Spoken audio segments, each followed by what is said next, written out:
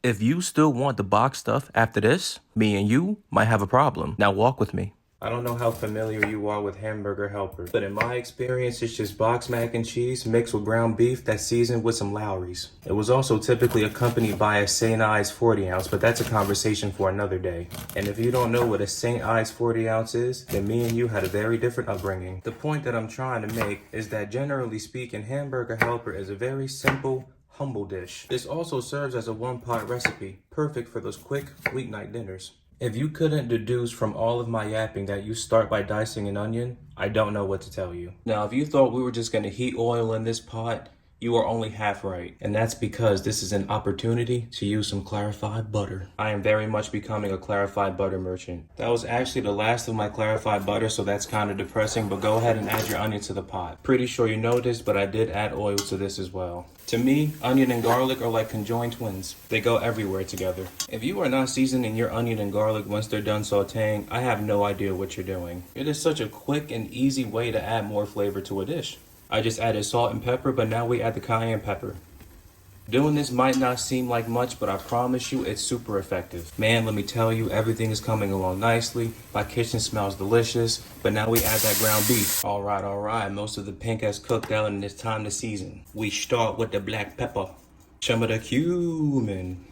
I thought about adding smoked paprika, but I'm just gonna go with sweet paprika today. Now, some people might not like hearing this, but I'm gonna add the love of my life. That's garlic powder. This seasoning is totally optional, but I really think it completes a dish. This is salt.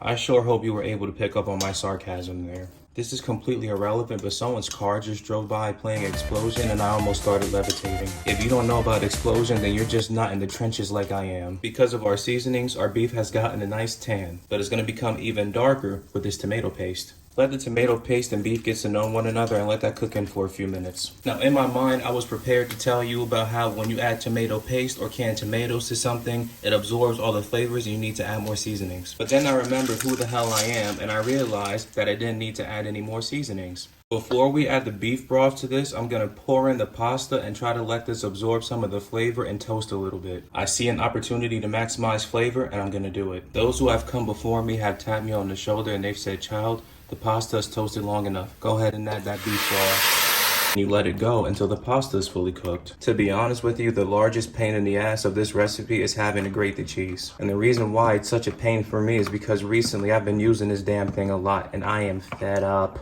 Anywho, make sure you grate yourself a lot of cheese. I'm using aged cheddar. If you happen to think this is too much cheese, then congratulations, you'd be incorrect. After mixing it around every couple minutes, this is just about our final product. We add some heavy cream for the richness. Gently let that cook in. Now call me crazy, but this would not be Hamburger Helper without cheese.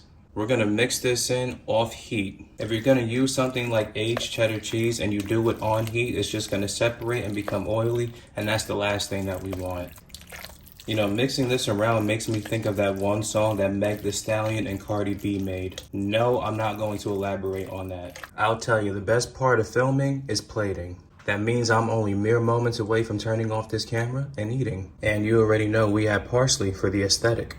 I don't know about you, but I'd say this looks better than anything that can come out of a box.